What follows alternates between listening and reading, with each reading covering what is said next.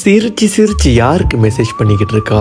ஒருவேளை வேற யாராச்சும் லவ் எதுவும் சேச்சா இருக்காதுடா.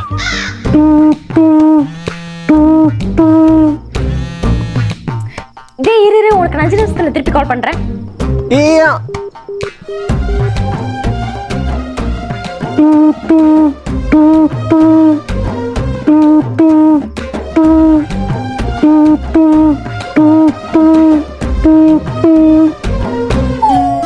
தனக்கு விரைவில் விபூதி அடிக்கப் போவதை உணர்கிறார் போதி தர்மன்.